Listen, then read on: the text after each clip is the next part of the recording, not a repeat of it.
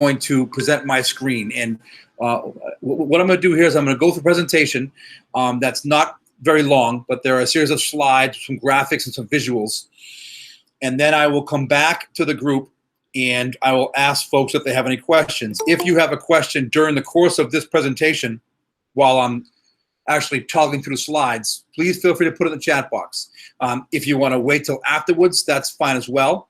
And to me, having hosted a few of these Google Meets with staff or with students, I know that one way to do it is to have folks type the question in the box and then I read the question and address it. I'm happy to do that as well.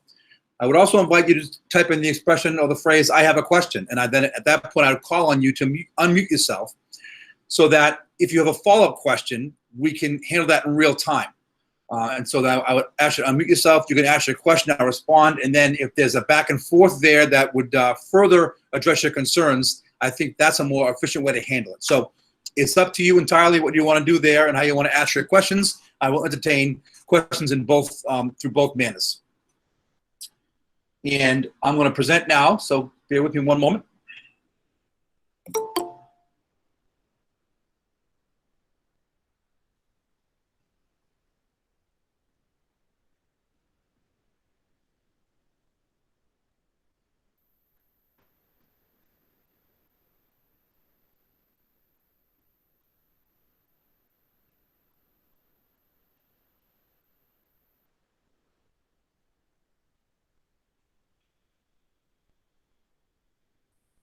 And I'm hopeful right now, at this point, you all can see on my screen the cover slide to the presentation. Can I just get maybe a nodding head or a thumbs up or something from someone in the group there? Thank you very much, Ms. Holben. We are good to go. And so at that point, I'll begin talking through here. So I think it's wise to first and foremost discuss a couple of key terms here so that when I mention the concept of a hybrid model, everyone understands what it is that I'm talking about. So the hybrid model, of course, is the model for our reopening that was voted on by the school committee earlier this summer. And what that means is that our students will be using a combination of both in-person days and in remote learning from home. And so by in-person learning, I am talking about the days on which a cohort is physically in the building, learning in a traditional manner from teachers in our classroom with classmates. And then when we talk about remote learning, then anytime I mention that term, I'm talking about anytime that students are at home. And that does not always mean that we're online, but certainly a large portion of our remote learning will require online learning.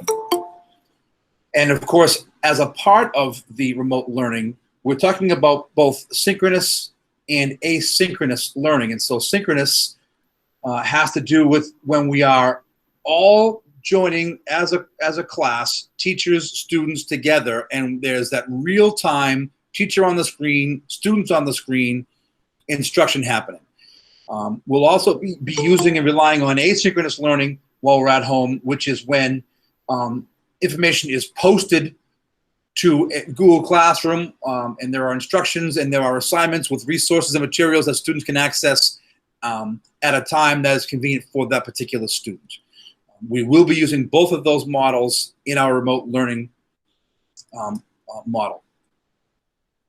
Another term we're using frequently is the term of cohorts, and that is the manner in which our students are grouped to provide safe access to our curriculum. We have 4 cohorts here at Pembroke High School this year, A through D, and we'll discuss each of those in a moment. Another term that perhaps is not discussed as much, and I want to clarify right now, is the term grade level clusters. And this is how our students are situated when they're in the building in school. And I'll talk more about how the grade level clusters are situated. But as part of a requirement from the Board of Health and a serious recommendation from the Department of Education, students, to minimize travel, they've asked us to use grade level clusters as often as we possibly can. And so we're doing that to the best extent possible here at the high school. And so I mentioned the 4 cohorts. I want to break those down here, if I can just take a quick minute to do so. So cohort A, broken down by alphabet at the high school, are students whose last name begins with A and then ends at student whose last name is Lagner. Cohort B at the high school will be students whose last name begins with Lane and goes all the way through the letter Z. Cohort A, of course, is in person on Tuesday and Thursday, and Cohort B is in person on Wednesday and Friday. Now, Cohort C are students who have been identified by the district based on a specific criteria established by the Department of Education, and those students have been invited to attend in person all 4 days. And so, to be clear, if you do not receive a letter from me inviting your child to Cohort C, then your child is just not eligible for that based on that specific criteria. Again, as you could imagine, lots of parents, I'm sure, would like their students to be in all 4 days, and we just can't accommodate that given the really intense spacing restrictions that we have here. And so the ones who are here by invitation and invited by a very clear set of guidelines established by the state. And finally, Cohort D. This is a cohort for which parents did have some choice. We have allowed students who want to opt for full-time remote learning, and those students are in Cohort D. So there is no in-person learning for those students. And so then I mentioned the term hybrid schedule, and this is a general overview of what a weekly schedule will look like for all of our students. And you can see Monday is kind of separated to the left of that white column there. Monday is a bit unique in that there is no in-person learning for anybody, including students who are in Cohort D. Monday is an at-home day for everyone. And so our staff will be engaging in professional development in the morning, and then late morning until in the afternoon. So from 11 o'clock to 2:20, all of our students and all of our staff will be engaged in synchronous learning during that time. And so obviously our students take 7 classes a day. And so in 3 hours and 20 minutes, we cannot get through a full complement of 7 periods. So like we do with our half days, our early release days, all 7 periods will be shortened to about 20 or 25 minutes. All teachers and all students are connecting together via Google Meet at that time, where I would anticipate there is, check-ins, a quick review of some concepts, and perhaps explaining what the rest of the week's going to look like for everybody. And then, as you can see, the breakdown then for Tuesday through Friday, which cohorts will be in school and which cohorts will be home for those 4 days. And I'll leave that slide up there for just a moment for folks to kind of continue looking at it and getting a good visual.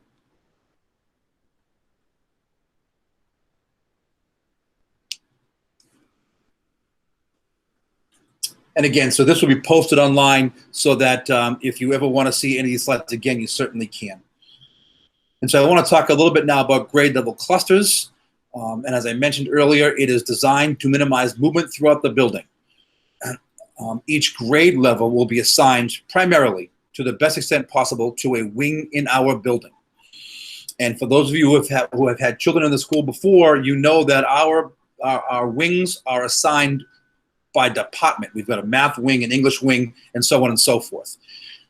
No longer will the subjects be driving that, it will be the grades.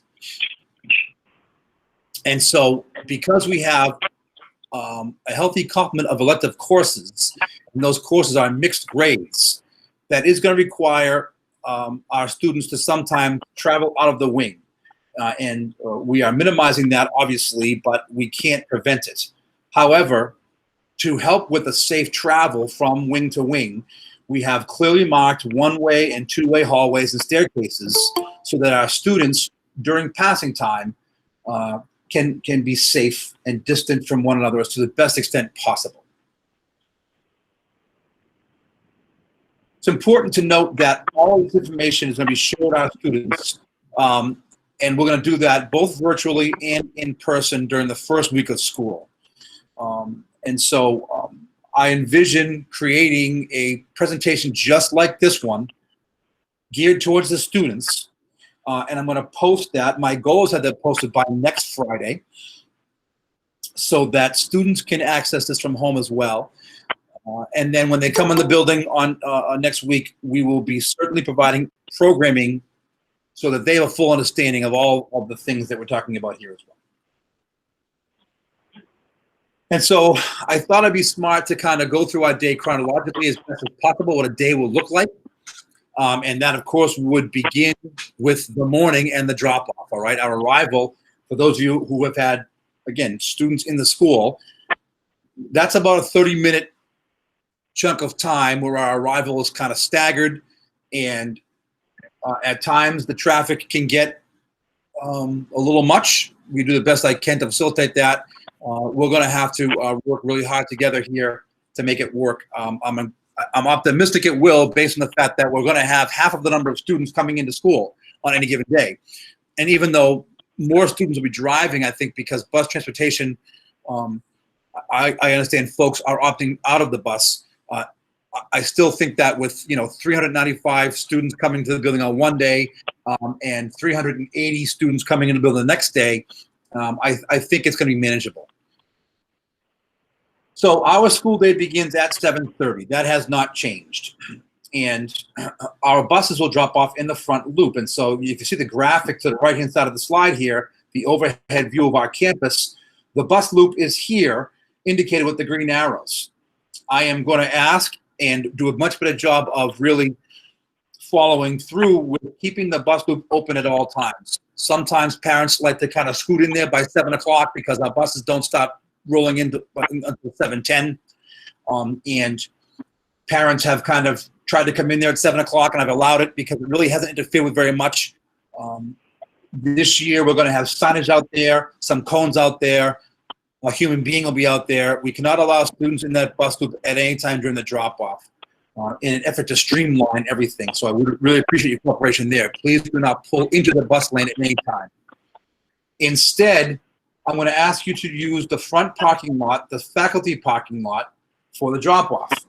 And so let's drill down a little bit here. I zoomed in, and we have created a safe drop-off zone, which allows for more cars to queue up to drop off our students. And so again, looking at the parking lot right there, you can see all the spaces.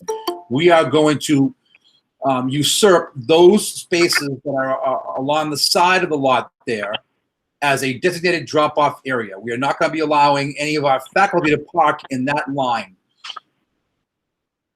And this will allow easy access to the walkway you can see there. Students would be, I would hope by design, as you pull in, exiting your vehicle out the right side and then accessing that walkway, which leads directly to the crosswalk, which is at the end of that walkway right there. There's a crosswalk. It's very faint in this picture, but you can see it. And that will allow them to cross that bus loop safely. And so parents then can access the drop-off zone by entering the front drive in this manner right here, and then using the last entrance into the parking lot without going into the bus loop now in this manner right here. And then they can please pull all the way up to the front of that drop-off zone, and we can probably queue up, 8 or 9 cars there.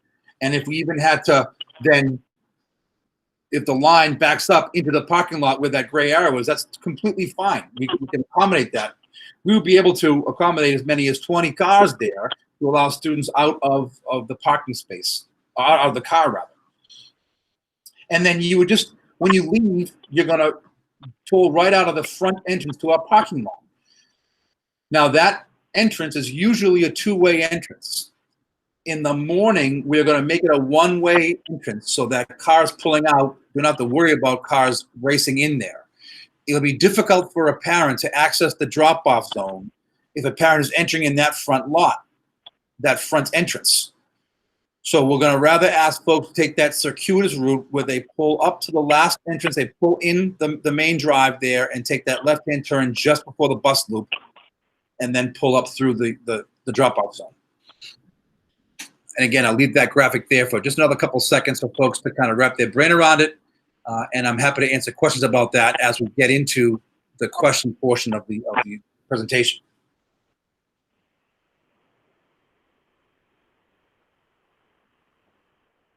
Now, one thing for which we have to solve, and we feel as though we are solving for it, is our morning routines before school starts. As I said, our school starts at 7:30. Students can get dropped off and do get dropped off as early as 6:45 and 6:50. And so there's a 40-minute period or so where we have students in our building, and they congregate in hallways and in our lobby, and we have to prevent that, obviously, for obvious reasons. Okay, we must prohibit large gatherings before school starts. And so what we've done is we've created 4 rather large areas in our building that can accommodate lots of students. Our freshmen, for instance, are going to report directly to the cafeteria. We already have our student desks in the cafeteria that are spaced 6 feet apart from each other. So there are about 95 desks right now in the cafeteria, 6 feet apart.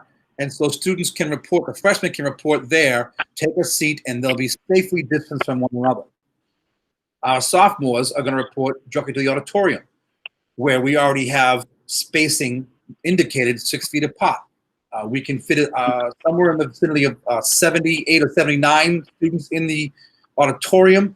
And so the sophomore class will queue up there. And we're talking about just until 7:20, at which time students are going to go to class. And so while there may be more than 79 sophomores entering the building, we're hoping that by 7:20 it wouldn't be the case. A lot of our students, you would imagine, enter between 7:20 and 7:30. And so we are going to keep an eye on that and to monitor spacing to make sure everything is fitting as we have planned. Our juniors are going to report to the gymnasium, and our bleachers have already been pulled out with marking already on them.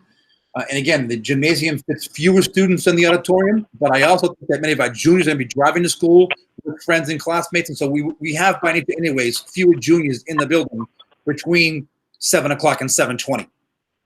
And the same thing with our seniors.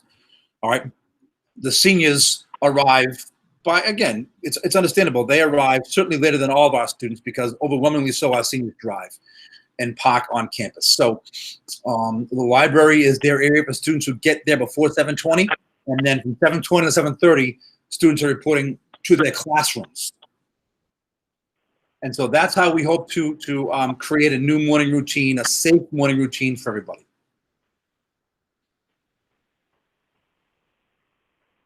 Now, throughout the course of the day, we obviously are taking a number of safety precautions, all of which are at the direction of the Board of Health and the Department of Elementary and Secondary Education. So, for instance, masks must be worn at all times, and that includes when they enter the building. So our students that are on buses must have their the masks on while they're on the bus. And so for our students who are being dropped off or driving, they must put their masks on before they enter the building. It's important that everyone knows that bandanas and the very popular neck gaiters are not allowed. There have been a lot of studies that show how really ineffective those types of face coverings are. And so we will not be allowing students or staff to use bandanas or neck gaiters. Now, we will have masks available. We have those disposable masks in bulk. But obviously, and I hope you understand, that the expectation is that students are going to come with their own masks, all right? Obviously, we know that students will forget, or a student's mask may become soiled during the course of the day, it drops on the floor, or we're prepared to accommodate that. But we are not expecting to have to hand out masks to every kid every day. And I do hope you understand why that would be really untenable. Our students are 6 feet apart at all times, in all classes, in the cafeteria. And so if you think about the definition of exposure, when we look at contact tracing, exposure, as Superintendent Obey has explained on a couple of occasions, it's defined as being in contact with someone for 15 or more minutes without a mask. And so I can't imagine a time when that would happen at Pembroke High School. Passing time, they will certainly, just by the nature of passing time, be within 6 feet of one another, but they'll be masked, and it will not be for 15 minutes. Our passing time is really down to 2 minutes because we're essentially traveling in one hallway.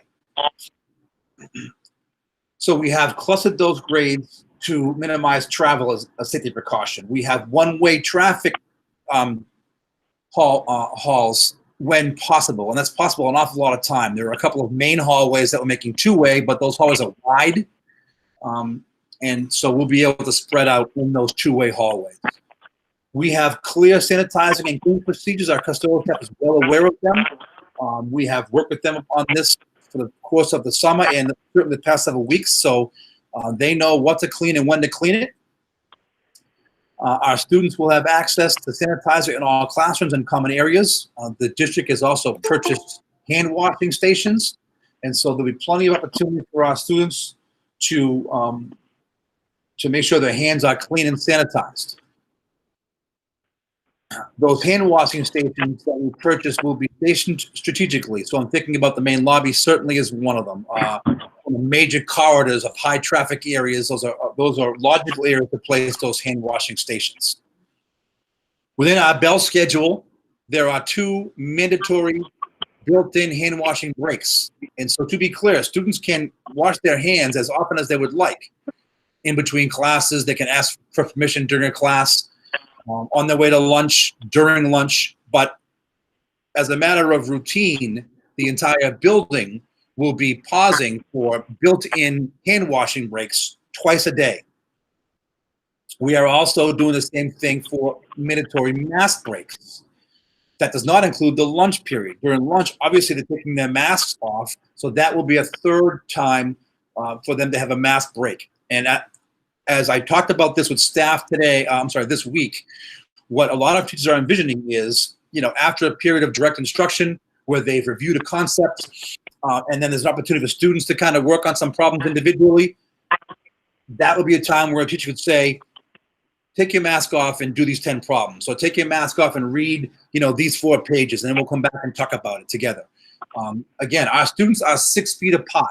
And so that is the distance at which it is safe to take off a mask. We're keeping our masks on by and large out of an abundance of caution. But in guidance with both the Board of Health and the Department of Elementary and Secondary Education, the 6 feet distance is one where they can take off masks for a mask break and not create any harm. We have UV purification filters that are being placed on all of our HVAC units, so that the air coming through those units is being purified. We have purchased plexiglass partitions for our smaller offices where you really can't be 6 feet apart. And so primarily we're talking about our guidance offices, our adjustment counselors offices. Students who want to go in and talk to their counselors one-on-one can do that. Those offices are small, and so it's not always possible to be 6 feet apart. So between the masks that both the counselor and the student are wearing and the partition, we have that extra layer of safety there. We are naturally limiting the amount of materials that students are sharing. I think that the number one purchase of the district to help with that are the Chromebooks, and that with all students having a device in their hands, that will limit the amount of the need to pass out, papers or reading materials. We certainly won't be using computer labs and sharing keyboards. So the Chromebooks are a real important piece to all of that. We're not allowing students to use their lockers. These are some of the common sense things that we're doing here, so that we're limiting the amount of things that we're sharing. When we have to share materials, there's a process in place for those materials to be sanitized. You think about smaller English textbooks or dramas that we would pass out for 2 or 3 weeks for a class to use it, and then we collect it after 2 or 3 weeks. We have a 72-hour process for those books to be sanitized before the next class has them passed out to them. So all of these precautions are already planned out and are ready to be rolled out once school rolls around. We have clear procedures for students and staff that feel ill. We have open lines of communication with our Board of Health, and we have already undergone several trainings. Our nurse, certainly this summer, who is then coming in and training the staff. And that's a portion of what these 10 days are about, certainly. We have a COVID-19 waiting room, which is, in fact, my office. So I'll be vacating my office. I'll be a little bit of a nomad during the period of hybrid learning. So I'm cleaning out my office, getting all my stuff out of here, going into a conference room, and my office, which is right next to the nurse's office, is going to become the COVID-19 waiting room. It just makes sense to do that with it so close to the nurse's office. And so then as we progress through our day, I want to talk about lunches. And so we have always had 4 lunches at the high school, and that will continue to be the case here. They're 20 minutes apiece. And we are scheduling them very carefully to make sure we don't exceed the capacity in the cafeteria, or if we need to, the gymnasium will be used as for overflow. We always allow outside seating for lunches at the high school for our seniors.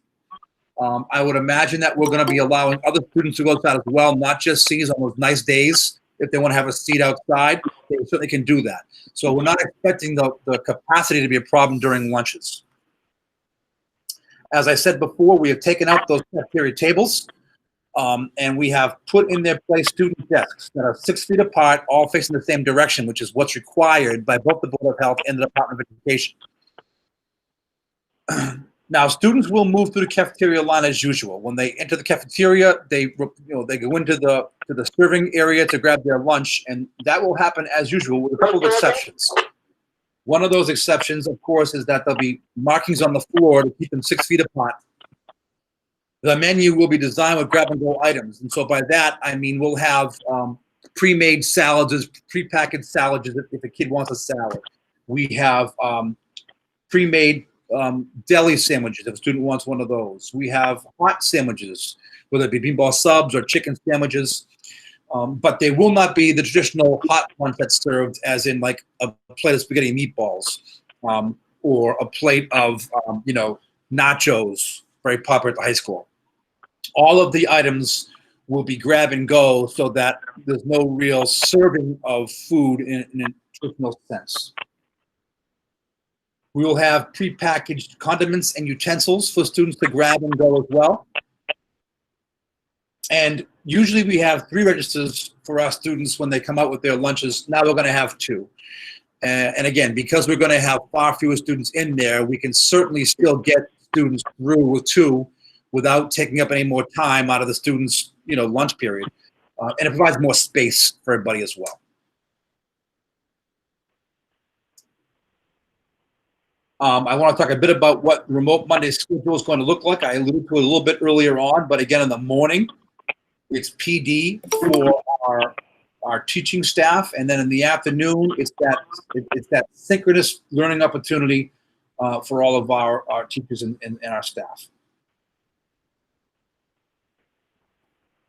However, the bell schedule on Tuesdays through Fridays when we're in person obviously is different, and I've put the graphic up there. I don't know how big that is in your view. I hope you can see it. But every day when we're in person, we're going to be beginning with an advisory period.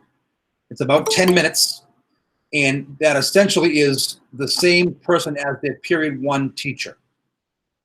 And so at the high school level, our students have advisories or have had advisories where it's a different adult. It's a standalone class, and they have the same advisor for 4 years to build those connections.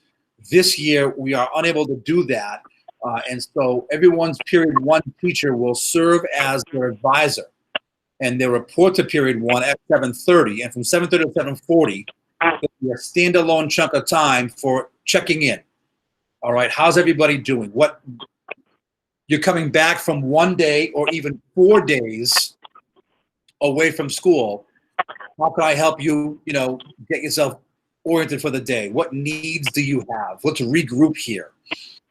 And then once those 10 minutes are up, we will then stay, obviously, in our period 1 class, but period 1 will then begin. Now, we're running a 7-period static schedule. Those periods are not going to rotate like they normally do at the high school. And that's because we're trying to develop a sense of routine and a sense of comfort for our students. So trying to figure out what day today is after coming back from 4 days without being in the classroom, I think that's really challenging. So it's going to be period 1 through 7 in that order every day. Now, each period has between 46 and 50 minutes of instructional time. And I underline instructional time for emphasis because if you look at our lunch period, for instance, it's really 80 minutes of clock time. But 20 of that is your lunch, and another 10 minutes of that is a built-in hand washing break. So that gets it back down to 50 minutes of instructional time. And the same thing with periods 1 through 3. They on clock time are 53 minutes long, but we have a hand washing break by grade built in during those periods, and so it'll be a little less than 53 minutes. And so if you look for one moment at the junior hand washing period, you'll say, well, why is that hand washing period in the advisory period? It's only 10 minutes long, and how are they going to do all that and have their check-in?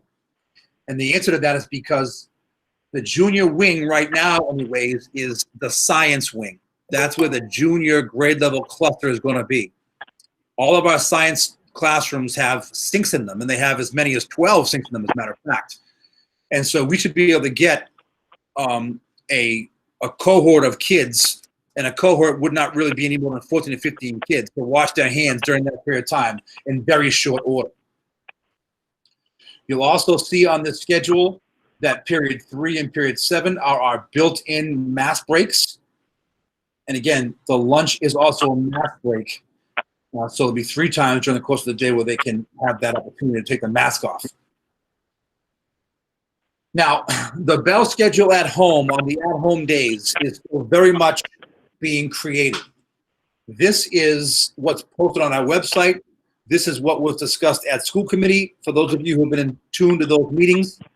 And right now, the at-home days are going to be support-based, where the plan right now is to have 1 teacher per department assigned to remote learning. That teacher will not have any in-person learning up classrooms. They'll be all at-home remote learning.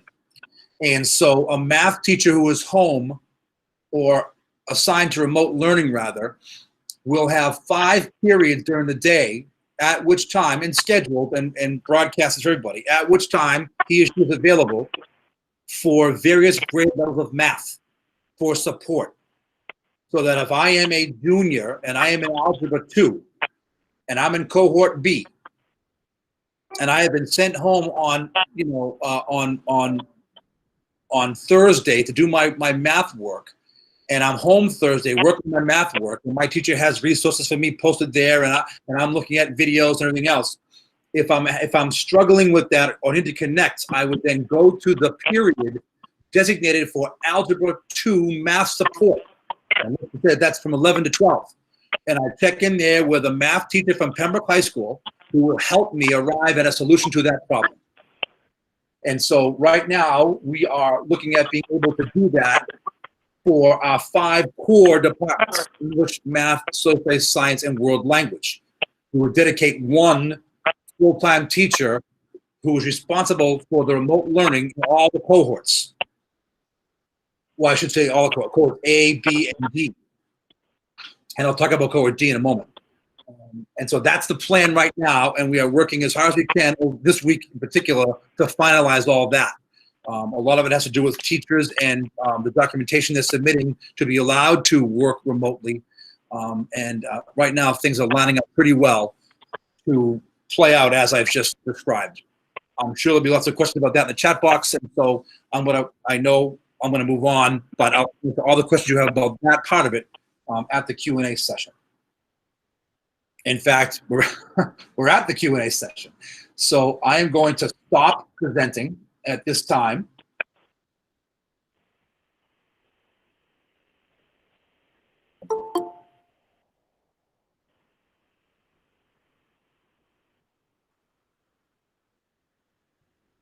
And now here we are, we're all back together.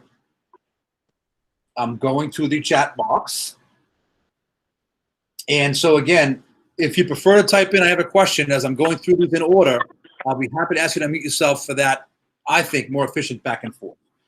So the first question I see here is, for the cohorts who are in all days, how do we separate away that they aren't now potential carriers of sickness between the 2 part-time cohorts? And so again, any student on any day coming in, that would be certainly a potential concern. Because we have our masks, because we are 6 feet, because there's an expectation that families are going to be doing the screening at home and the kind of the health check at home before they arrive at school. We're doing the best we can to limit the possibility that that happens. If a student at any time feels ill, we have procedures in place in school to accommodate that very, very quickly. And so, that's the best way that I can answer that question. And I'm certainly happy to answer any follow-ups as we go through that. Will students be traveling within their wing for each of their classes, or do teachers come to them? So the first answer there is the students are traveling to their classes within a wing. I would try to keep the same kids together for class as much as possible. At the high school, it's really hard to do that, all right, because we have levels of ability, and it's really hard. I don't want to say impossible, but it would not be a tenable situation to try to create those classes where kids are staying in the same rooms at all times with the same cohort of kids. That's certainly something that can be done, obviously, at the elementary school, but not at the high school level. Do students have to use a school Chromebook, or could they bring their own Chromebook back and forth each day? So that question is, I don't have the answer to that other than to say, if you have your own device, you could use that. I don't think we're going to force you to take a Chromebook if you don't want one. When we have our distribution plan, our pickups for next week, and that's going to be coming out soon. If you have your own device, then you have your own device. I do know that from the technology director's standpoint, it's easier if we're all on the same device, just in terms of access and limiting, what students can do and can't do, particularly when they're in the building, right? We have control over the district Chromebooks in terms of firewall protection and things of that nature. But I do think that students will be allowed to use their own devices should they have them. What will the first day of school look like for students in cohort D? So students in cohort D will be getting all that information from Edgenuity at some point towards next week. But a student who's in cohort D, by and large, is going to be on the Edgenuity platform and not on the Pembroke High School platform. Students in cohort D will absolutely be able to access our support from home. And I talked earlier about those teachers who are assigned to remote learning and the schedule of remote learning, support for remote learning by subject. A student will absolutely be able to access help from a Pembroke High School teacher at that point. But the cohort D students would not be necessarily going through our first day of school procedures in cohort D.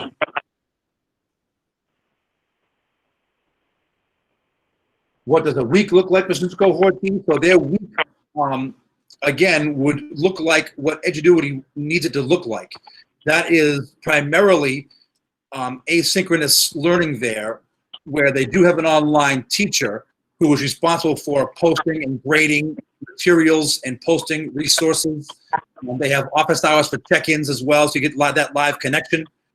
And again, the student would then work through that platform at his or her own pace with the help from the Pembroke High School support staff as needed.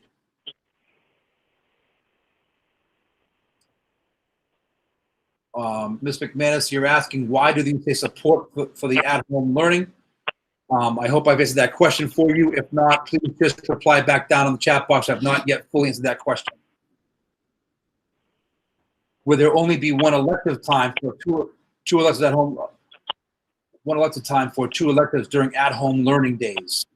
So again, I think that was just a draft, and they just kind of built in electives there, knowing that we do offer elective courses here. Most of our electives are attached to a department. So for instance, sociology and psychology are in the social studies department, so that if a student wanted to get assistance in an elective-based course, they could check in during the time period where the department support is scheduled. But right now, our focus is on supporting as best we can the core courses. And we can understand that a lot of the elective-based courses, art, I'm thinking specifically about art, VPA, phys ed, those courses would be primarily asynchronous at home on the at-home days? How much synchronous learning will there be on remote days? And so again, it'll be really hard for us to have a whole lot of synchronous instruction, but there's all sorts of opportunities for synchronous support. Group instruction that would be specific to a student's question for sure. These are all certified instructors that are home, who are able to help students throughout a variety of courses. There's a request to have someone mute. Can everyone just make sure they're muting? Someone's providing feedback, and I do hear it myself a little bit. It sounds like wrestling. Can everyone just check to make sure they're muted? It looks right now. All right, perfect. Thank you.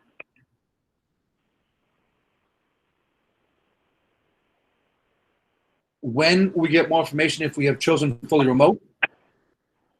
So again, I'm going to ask Miss or Mr. Leary. It is your computer that right now appears to be providing some feedback. Would the Leary family please mute themselves? Actually, I think I can do it. I just did it. Perfect. Perfect. So folks who are on cohort D will get information about Edgenuity. It probably will not come out at the same time the cohort A, B, and C information will come out, because we control that, right? That's us, and we're in charge of all that, and we're putting it together and sending it out. The cohort D students are using the Edgenuity platform. As you can imagine, the entire state is doing that as well. Edgenuity has been contracted by the state. And so our training on that, our district training on that is happening tomorrow. And so once we have that information, we will be able to start putting things together for those families. But as you can imagine, with 351 districts trying to access training for Edgenuity, they've had to really stagger that training and group folks as best they can. Ours is for tomorrow. Does this mean there's no synchronous learning at home on remote days? I hope I answered that. I hope I answered that question. With the synchronous support, lots of details on drop-off, but pickup, same process. So in this, the drop-off, I'm sorry, the pickup, as parents pull in, we would ask them to pull in through that same zone for sure. But because pickup happens all at one time and drop-off is more staggered, that's why I kind of went through that process.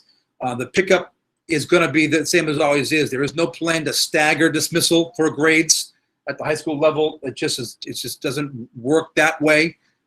Instructional time is instructional time, and I can't start dismissing grades at the end of the seventh period. Otherwise, that period would become really not very useful to anybody.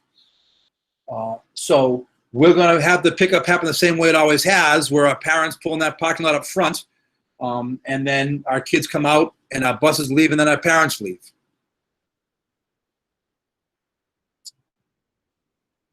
Ms. Walker is saying that you're under the impression this is different from the spring.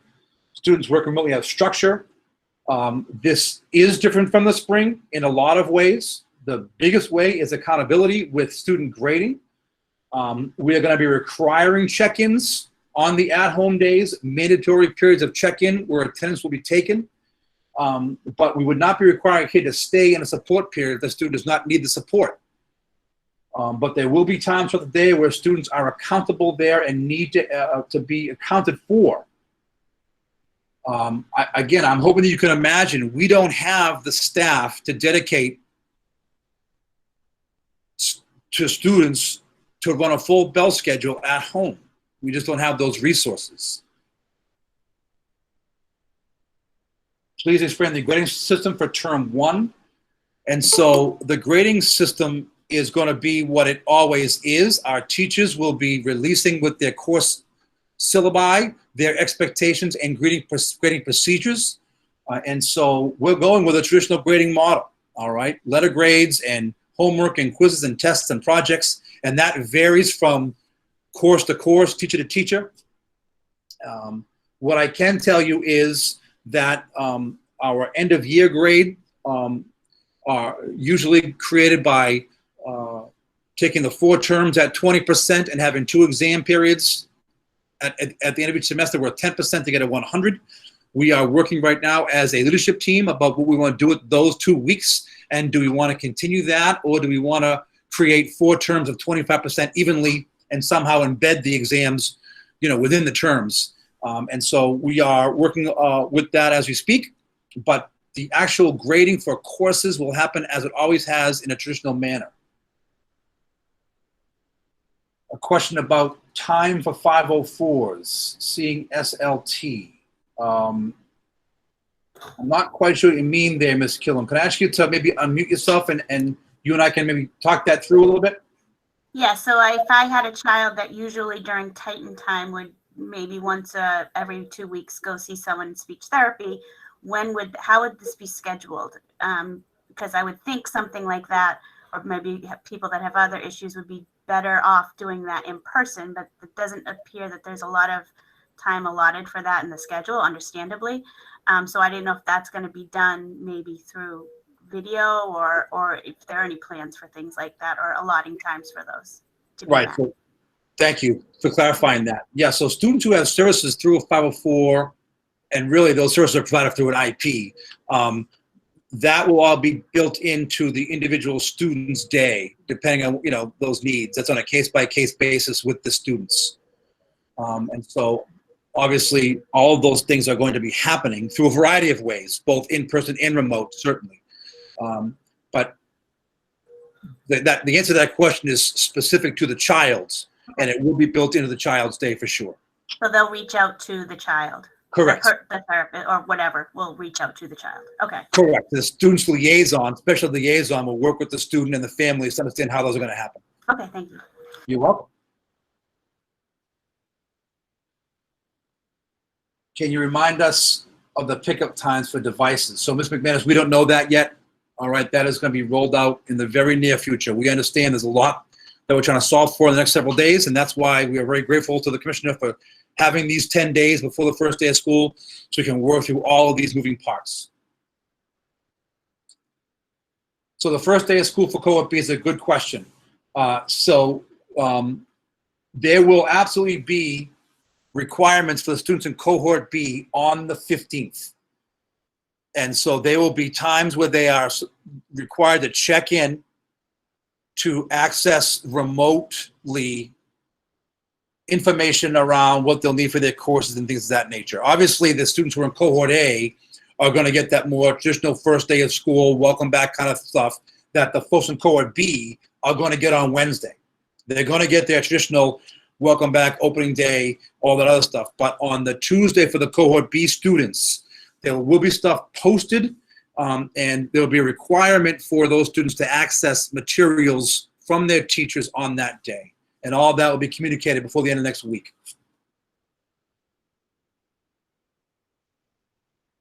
So it's no longer PHS teachers like previously stated for fully remote. Right, so fully remote students, fully remote Cohort D are going to be on Edgenuity. What our superintendent had said was to the best extent possible, we try to do that. And so the PHA staff that we're using for the students who are at home remotely in the hybrid A and B model. But for the students who are fully remote, it'll be through Edgenuity.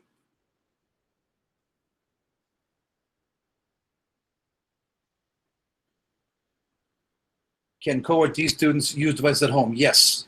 Cohort D students will be given devices, or their own devices. Yes, whatever works for the families, yes.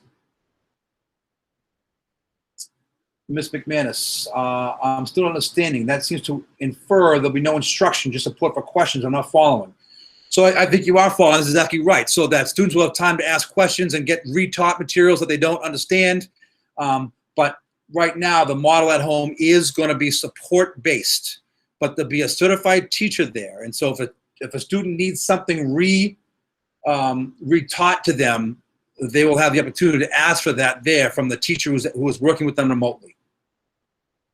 But it will not be from their classroom teacher. If I'm taking 2 science classes, what should I do on remote days? And so if you are taking 2 science classes, there'll be more than one science period. All right, so we're envisioning 5 periods of the day where science support is available. And so there will be a little bit of a juggling act for the kids who, if they have, no questions in math on any given day, but want to jump into the science support period of that day, then they can do that. Or if they're in the science period and they are done with support from one class or one concept, they can simply then transition into another need for support if in their second science class they have that need.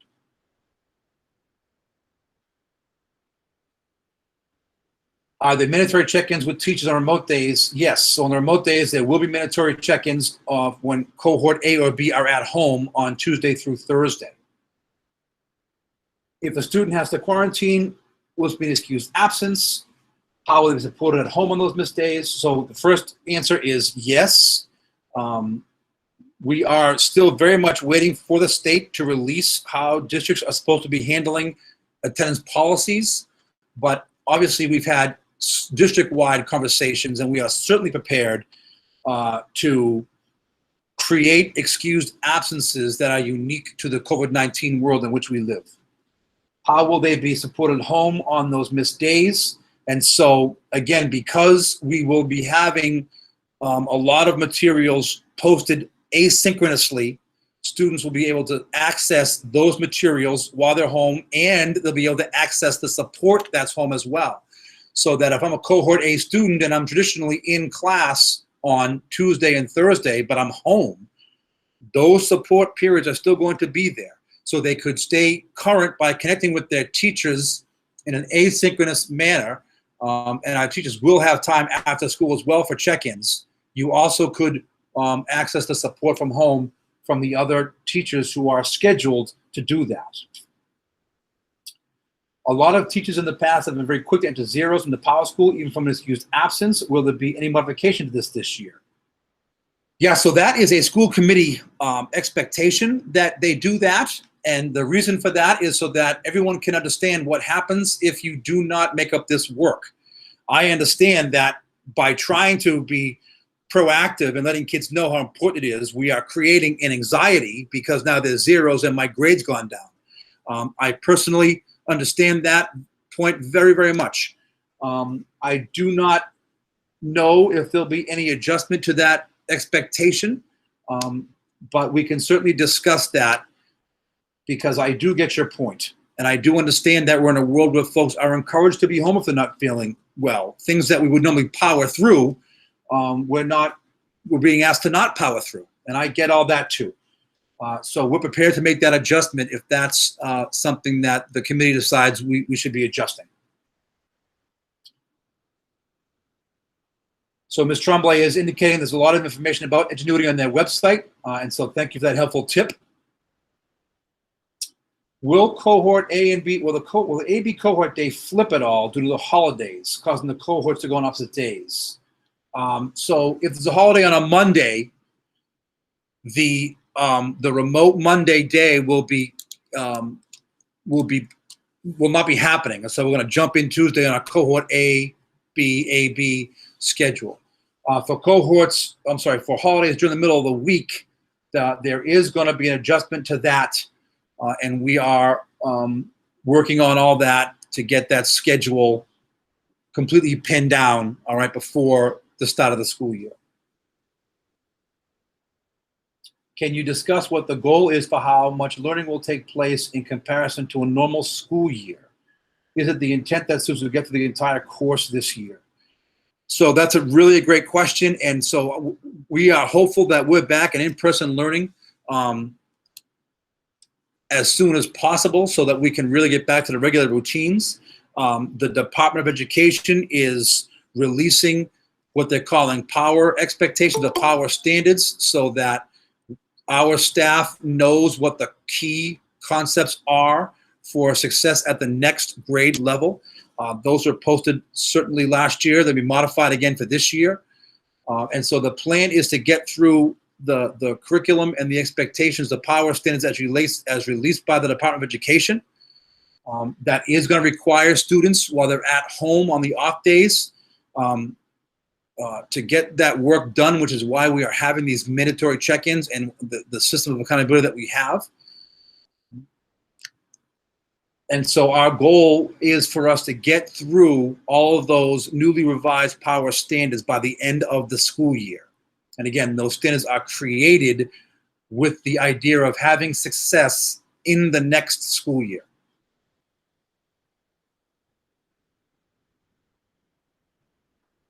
And so, Ms. Sheedy, they will not have 0 PHS teachers, right? They will have their advisory opportunities, and they will have opportunities to support and connect with teachers that way through the support. They have access to their guidance counselors, as they always have. And when we go fully remote, fully in person or fully remote, they have a schedule of classes into which they are already scheduled, so that at any time the model changes, they're back in as part of Pembroke High School. So, but there are ways for them to stay connected to the school through this model.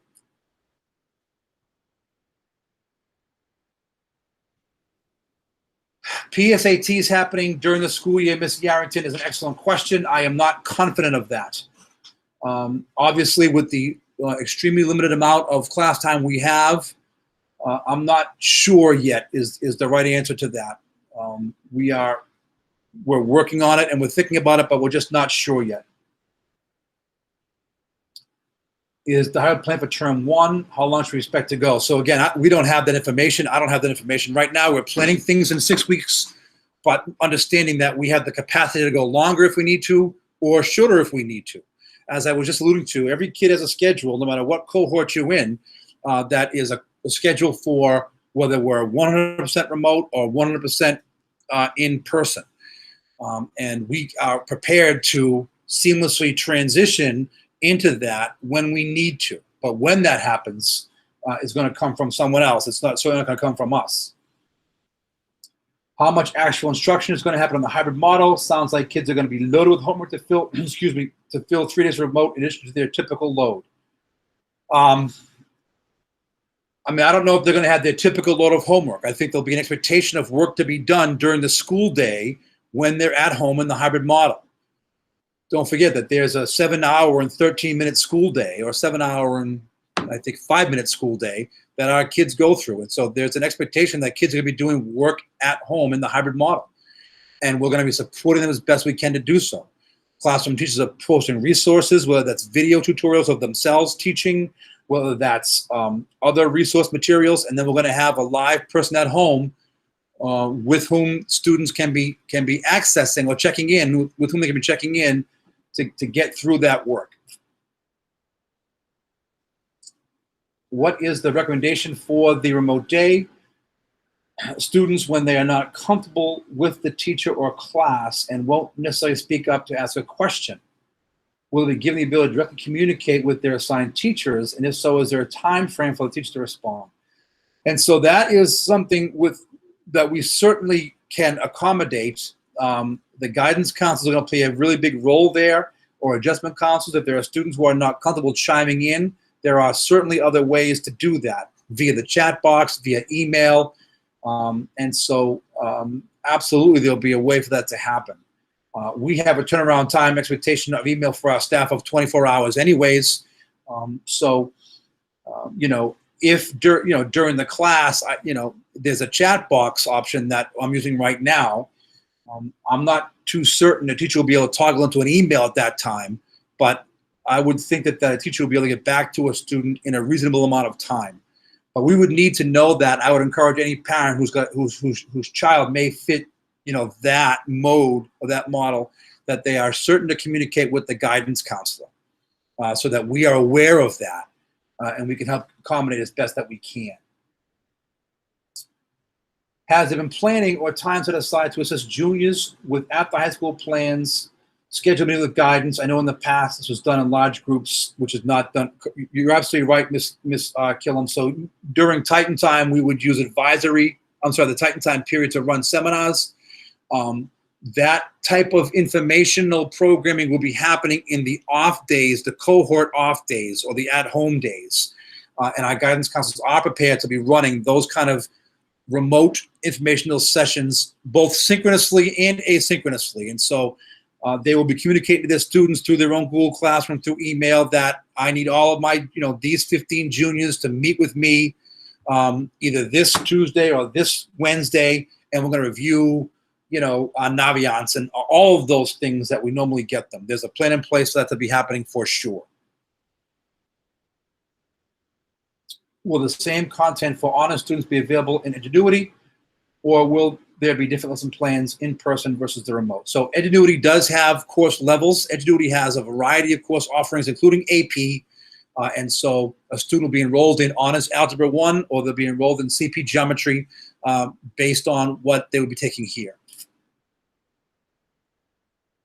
Will Cohort D students be required to attend check-ins? Will Cohort D students receive letter grades?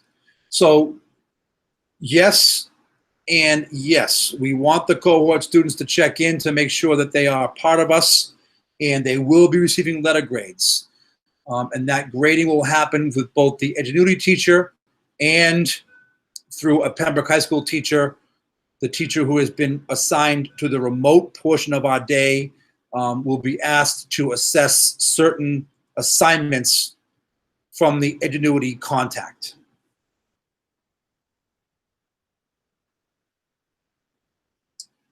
What will the work look like for remote learning days, since there'll be no structured teaching at that time? How will be grading, who will do the grading? So I think I've answered this, all right? So, but again, I'll go through in case I haven't. If I'm in cohort A and my teacher sends me home on a Tuesday to have something ready by Thursday, at home, there will be an opportunity for me to get support while I complete that work, both synchronous and asynchronous. And then that will be submitted on Thursday as required, and my regular classroom teacher will be grading that. What's the latest on MCAS? Did the freshman last year get a pass on the biology MCAS exam? Such an awesome question. I wish I had an answer to it. We are still waiting for clarification from the DESE on that topic for both our, for last year's freshmen and last year's sophomores. Both of those grades have MCAS responsibilities. And so as soon as we find that out and get that from the state, we will let everybody know, and we're prepared to move on in whatever direction we get them to move on. Where will the juniors park? And can a junior get a spot later in the fall if that's when they get the license? So the answer to both of those, well, the first answer is the juniors or anybody without a parking tag has always had access to park at the Hobart Fields. That is still the case. As usual, once October rolls around and we have a better feel for the parking situation, we open up the parking to juniors should there be space available.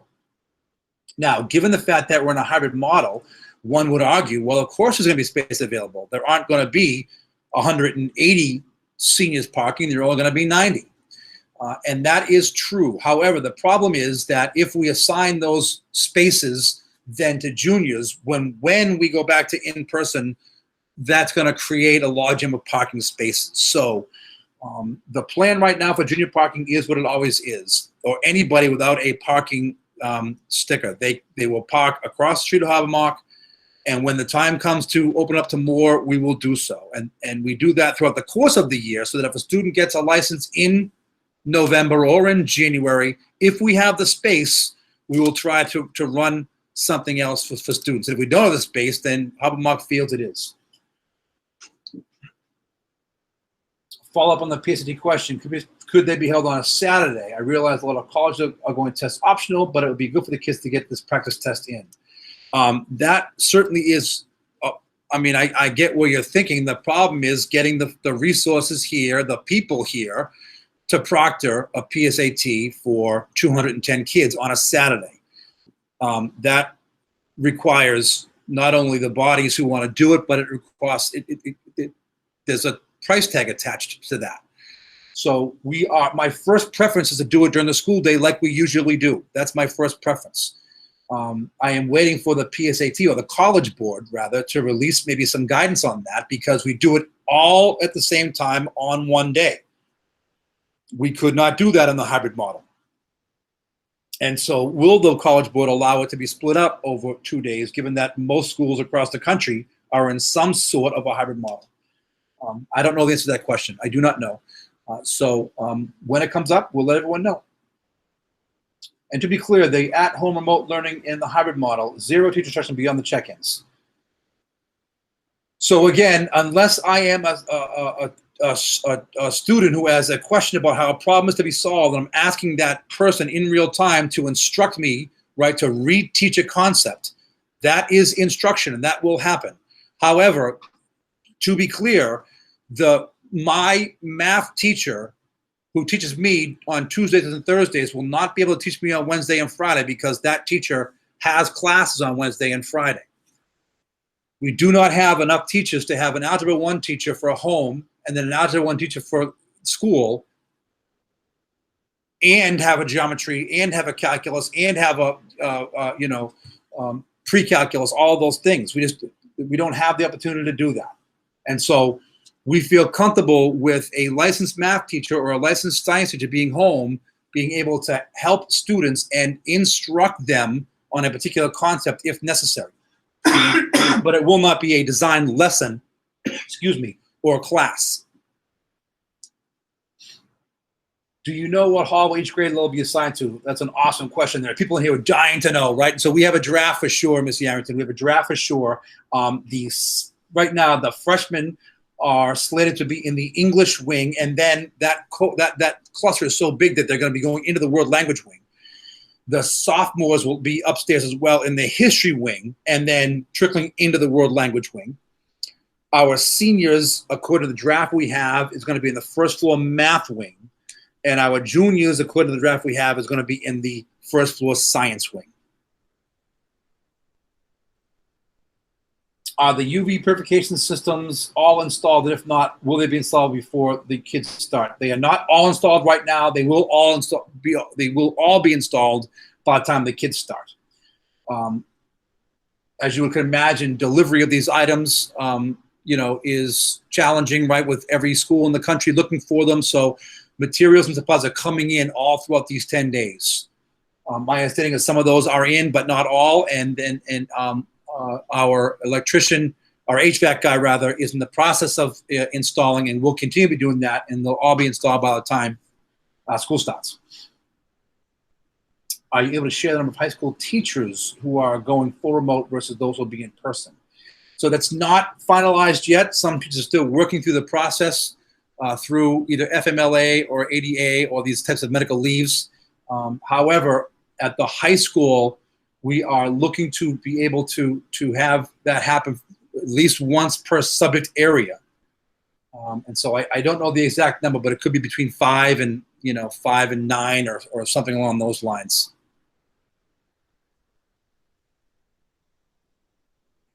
Is there a trigger to go full remote for all? Will synchronous learning occur on 4.5 days a week? Are efforts underway to prepare for that model? Yes, the answer to those questions are all yes. So there is a trigger to go remote for all, and it will come not from Pembroke Public Schools. It will come from the governor, or DESE and the Board of Health and all the above. And the governor has released his metrics. And right now, the last I checked by that metric, Pembroke High School is in the unshaded, the town of Pembroke is unshaded, not even in the green shade. And so that's a great thing. But as those shadings change, there is absolutely a metric at which point schools will be instructed to be going full remote or instructed to be going full in person. And that's what we're all hoping for.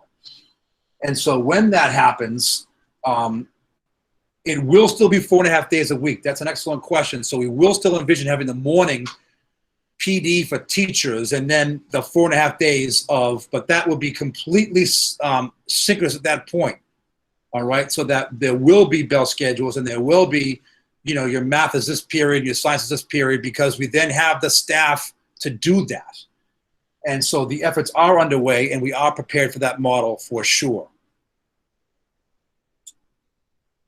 So again, anything MCAS related, if students do not take the MCAS and are therefore no longer eligible for an Abigail Adams scholarship, I do not know right now, Ms. Tremblay, how the state is planning to handle that. So as a child asks for assistance, they are on their own. So the teachers are there and the students are required to check in with those teachers. And And so, but you're right, there will be a responsibility upon the student to identify that I could use some support here, yes. How will chemistry, biology labs happen if you're not going to have science in the classrooms? Spoken like a science teacher, Miss Graham, for sure. So what I've asked our science teachers to do is to, and they are doing this, obviously, they are absolutely working right now for online lab demonstrations. I asked them to consider what would happen if we were in a full remote model, right, where no one's in a classroom, we were fully remote. How would we get this information to kids? And there are alternatives, without any question. The process of science is as important as the content of science, right? Science as a verb, as our department head likes to say, Mrs. Shapiro, rather than science as a noun. And we all realize that. But given the tremendous limitations under which we're operating and the requirement to stay with grade level clusters, that's a requirement from the Board of Health. So we are going to be relying on and using very good and very, very robust and effective visual demonstrations for our labs. Students who learn online in the online environment right now, and we offer online courses right now for students who are homebound due to illness or students who are trying to recover credit and they take a biology course. All of that's done online with the virtual labs, and the students progress through there with great success. So that's the plan right now to meet that need. On remote days, will all levels be on the same subject sessions or broken out, i.e. honors, AP, CP? So on the remote days and support days, they'll all be together. We won't be breaking out honors algebra at this time, CP algebra this time. It'll be all together. And the teacher will be prepared to support those students in that cluster. If the school has to go full remote, will that change anything for cohort D students? My understanding of that is yes, so that when we go full remote, or if we go full remote, our cohort D students will join us in that full remote platform. There's a cost associated with Ingenuity, right? So that if we are doing it fully for all of our students, then that's what that means for all of our students. And so as I said earlier, the cohort D students, they have a schedule for Pembroke High School courses. Right now, they're not going to be using that schedule because they're in Ingenuity.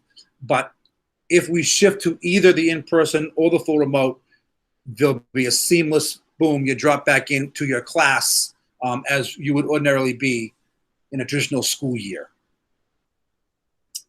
If there are deficiencies found with hybrid model outside of the student's control, the check-ins, response time for support, staff absence, and so on, how will parents receive reports on this to ensure our kids don't suffer in the learning? Could I ask you to unmute yourself, Mr. Clark, so I have an understanding what you're asking there?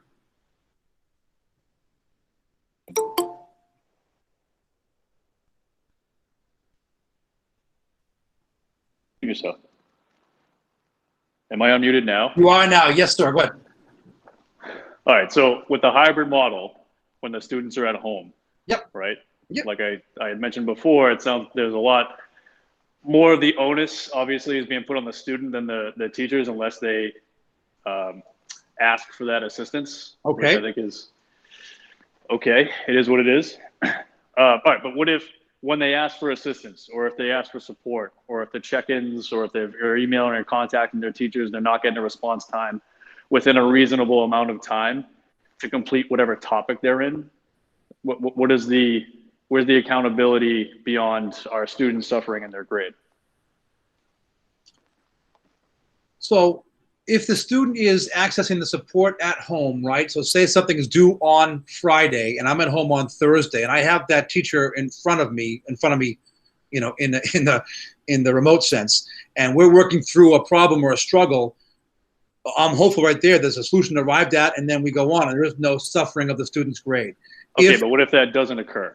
What if there's 13 students that require that teacher's time? It takes 5 minutes to get through each one of those questions with the same support staff. That's not going to get done in a day. So that right? So in your instance, that happens on a Thursday. Yep. That thing is due on Friday. They don't have the remedy by the end of the day on Thursday. How do we ensure that there's additional time being given, I guess, if that's the case? I mean, Sure. this is new for the students. This is new for your staff and whatever support staff you have. It's not going to run perfectly in any sense of the word. We cannot have our students suffer because of that. Right. So there's a couple of things. Number one, that teacher is assigned to support for 5 or 6 hours out of the day. And so that if a question is not answered, there's an opportunity to continue on with that, right? Our teaching staff will have at the end of each day, you know how after school they're there for extra help. They will be accessible after school. Now, granted, it's only going to be for a short period of time. I believe it's 10 minutes or so, but there's that opportunity to check in.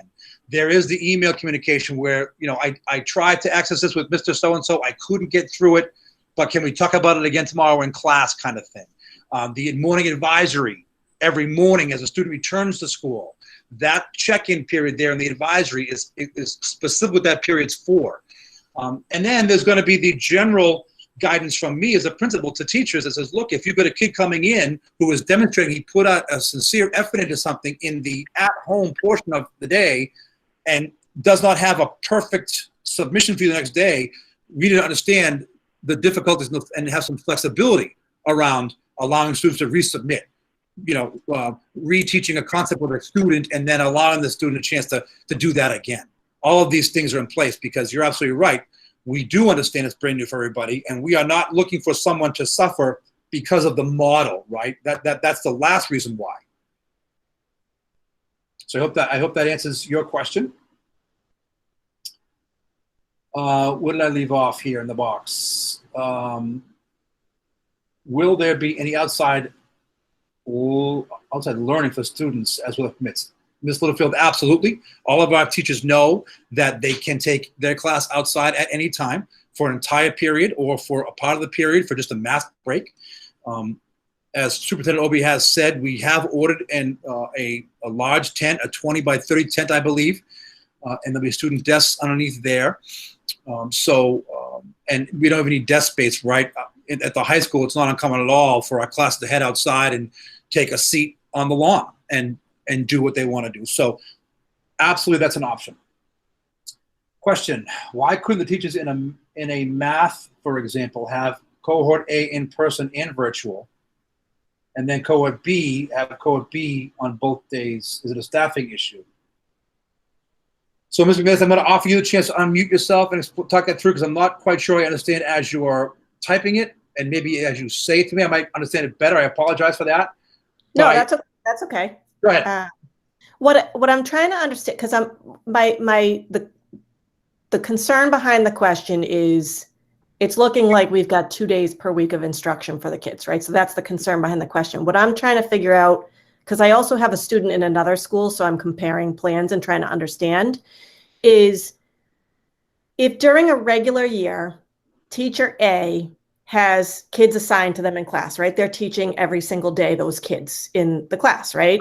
Yes. So in this new environment, why, I'm trying to understand why, like teacher A, let's say they were assigned the students in cohort A, why they wouldn't be teaching them every day, but they would have them, they'd be in person some days and on screen with them some days, right? That's what I'm trying to understand is why do we have to break that up? That's what I'm trying to wrap my head around. Does that make sense or no? It does, I think, and I apologize if I'm not answering as you want, and feel free to jump back in. It is a numbers issue, right? So that if there are, let's just say in the math department, we have 9 teachers.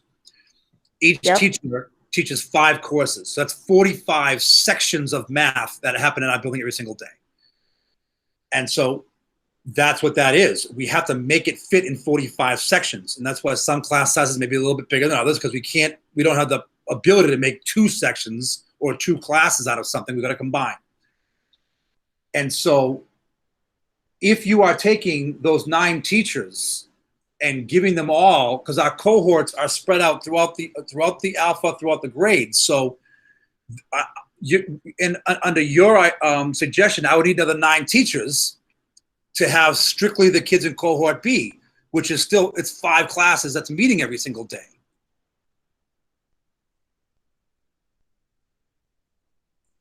I'm judging from your silence that I've not explained that well for you. Well, it might just be because I don't understand how you have to run it. I mean, it sounds like it's a numbers. I wasn't, what I was trying to understand is how is it different that you're teaching somebody in person versus on a screen that it would change the numbers game, right? So if you've got classes assigned to you, whether you're teaching them in person or on the screen, you're just still teaching that same group of students that you would have if they were in person all 5 days. I don't know how clear I'm being either. It does. But so let's just say there is one Algebra 1 class that meets period 2. All right. And I'm going to be teaching those kids period 2. Now, because period 2, the roster has been split up into 2. If I dedicate a teacher to teach 12 of those kids every day, either at home or in remote, I then need someone else to pick up the rest of the period 2 Algebra 1 kids. And I don't have that because every teacher has already got a full complement of 5. Because you had to split them into smaller groups because of the distancing? Is that what you're saying? Correct. It's the cohort. Correct. It's all about the cohort. Correct. Yep. All right. I follow. That Okay. helps. Yep. All right. I'm glad we worked through that. Great. That's good. Thank you.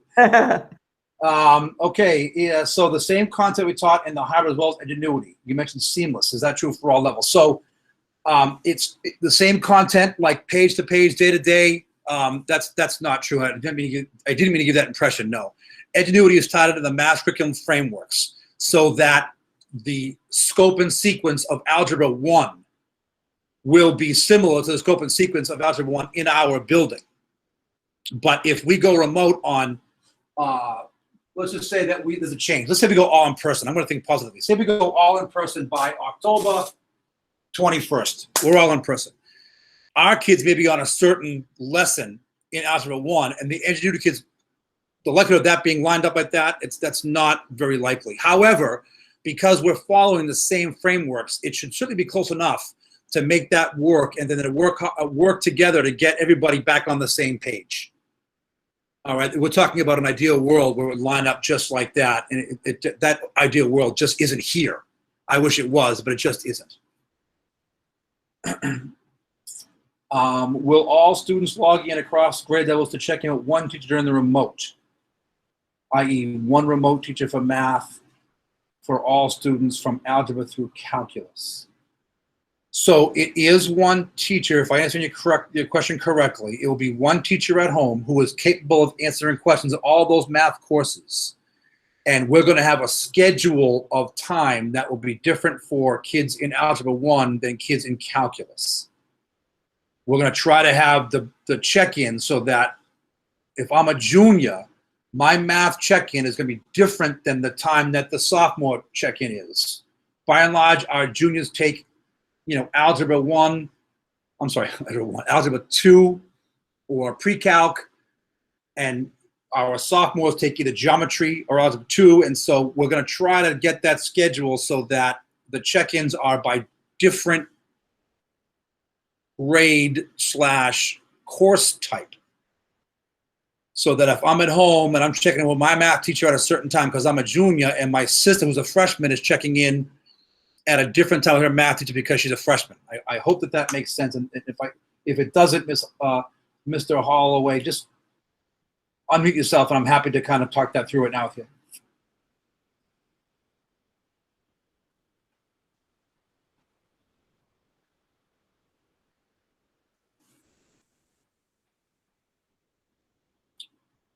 Okay, I'm going to assume you're good. If not, feel free to jump back in the chat box there. How many kids are in each subject? How many kids are on each subject on remote days? What if the students don't get to ask their questions because that time runs out? Sure, so theoretically, if we're going to have 390 kids home on remote days, and you do the math, you divide it by 5, that's a lot of kids per period. And so in a worst case scenario, we could have that kind of a problem, right? I don't envision that being the case because I don't envision all of our kids, needing to, and again, if all the kids that are checking in are Algebra 1 kids during a prescribed period of time, and students who are listening to the questions and listening to the responses, there's that benefit there, right, of hearing other people's questions. And what I'm assuming is that some questions will be answered before I have a chance to ask it because a kid before me asked the question, that kind of thing. I'm also assuming there's going to be students who aren't going to need help in questions, and so there aren't going to be, 80 kids in the meet. But I hope that there are 80 kids who are there listening and just getting that reviewing of concepts. There's a benefit to that as well. And so that's how we're envisioning that playing out right now. Will kids get their schedules prior to the start of school, Ms. Littlefield? That's absolutely the plan. The plan is to have those finalized by the end of this week, meaning tomorrow, and get those out in the mail by tomorrow afternoon. That is the plan, which means they won't go out till probably Saturday, but that they'll be in your mailboxes by Tuesday or Wednesday. That's the plan. I'm emphasizing the word plan here. What Michelle is saying is there no live streaming. Why can't a teacher be on screen with the kids who are at home? Like colleges are doing live streaming. I get that. So on screen with kids at home. So the live streaming issue is one that is not in expectation for a variety of reasons that have to do with privacy or with teachers, and it's a negotiated item with the association. And so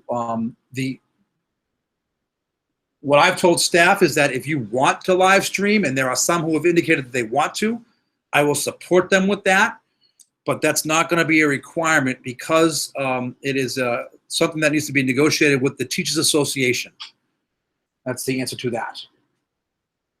Colleges, I don't believe, have that, right? Some private schools don't have that.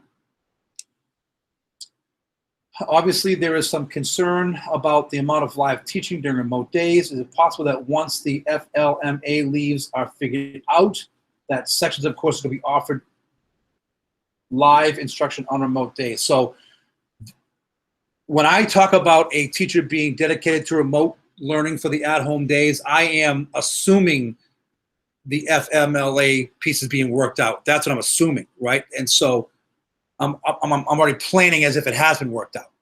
And when it's not, we're going to have to go to plan B, which is to ask folks if they want to do it, right? And to do the remote part. So okay, I think the answer to your question is we already are planning on that. We're operating as if that stuff is being worked out. It's not going to be 70. We're not going to get a whole bunch of teachers that are looking to do that. Do you have a day next week that schedules come out? Okay, so I just asked that question, Ms. Mackey. Thank you.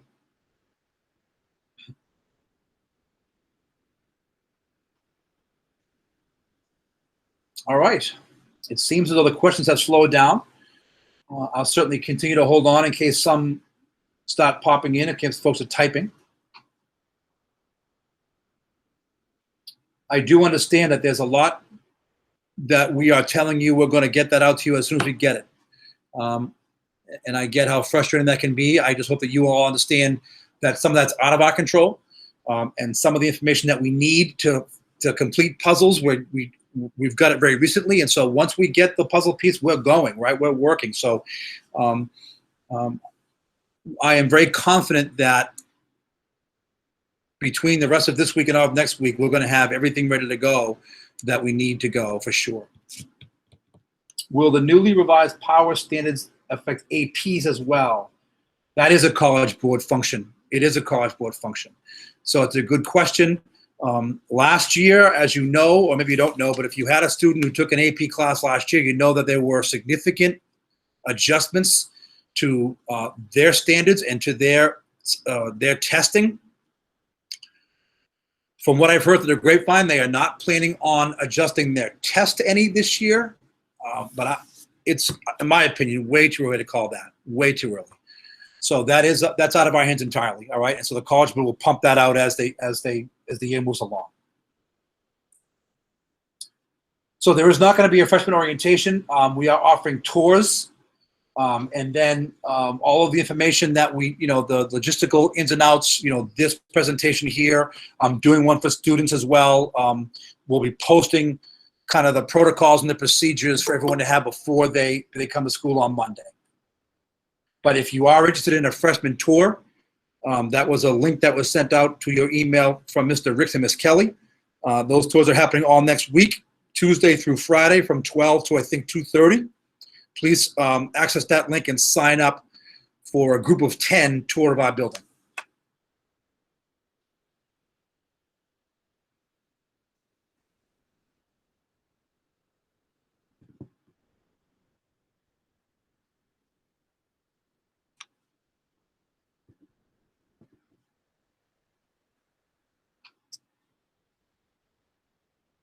So we're offering a Chromebook to everyone. If a family elects to not accept the Chromebook, then they would just notify us of that, and they wouldn't need to come to the distribution. In that case, you would use your own device. I don't think the district is going to require people to use their Chromebooks. What I will say is that they should probably consider it, even if they have a device, because when they come to our school, those devices will join our network very readily, and any technical support. If something happens with the device during the course of the day, we have our tech team ready to go there. If it's an external device, I'm not too sure how, in fact, it wouldn't happen, right? We would not be looking to service personal devices there, because in case we mess it up, we don't want to do that. So that would be my preference. But again, I can't control what folks are using at home. They can use whatever device they want to do once they get home.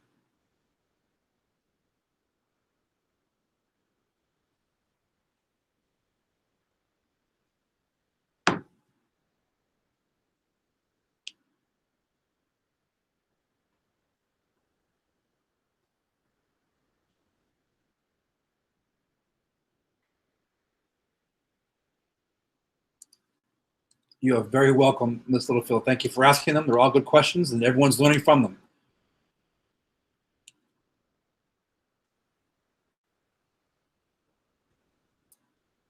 It looks like they've stopped coming in. So, here we go. How will the kids automatically be allocated the Chromebook at the school? A detail that's going to be worked out, Ms. Murphy. I believe that Superintendent Obi sent out some communication this week that mentioned that those things will be happening over the course of next week.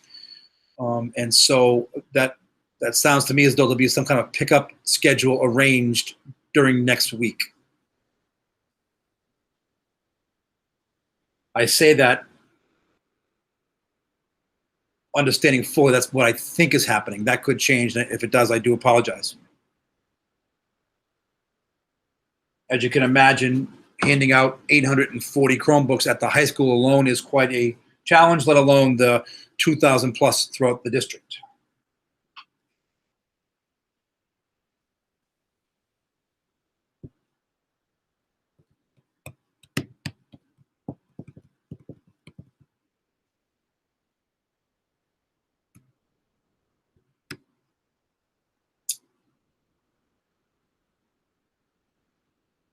All right. Well, I thank you all for joining me. I will be posting this, and I'm available at all times via email or phone call. I hope you understand I might not get back to an email, within the hour or so. I do try my very best to get to 24 hours, and I think I've been pretty successful during this summer, but there have been a few I know that I've gone into the, maybe a 2-day period, but I will get back to you for sure, so feel free to reach out. Thank you all very much. I appreciate everyone's cooperation, patience, and understanding. I look forward to having students in the building. Enjoy the rest of your summer. Enjoy your Labor Day weekend.